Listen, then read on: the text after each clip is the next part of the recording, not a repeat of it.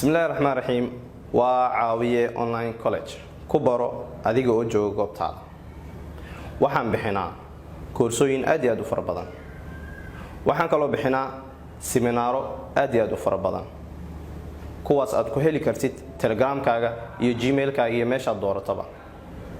Caawiye waxay kaloo bixisaa diblomooyin yar oo CV-gaaga ku qurxin doona. Waxaan kaloo bixinaa bachelor iyo diploma oo aan xiriir la leenahay jaamacadda ku soo dhawaaw caawiye online college. Assalaamu calaykum waraxmatullaahi wabarakaatuh.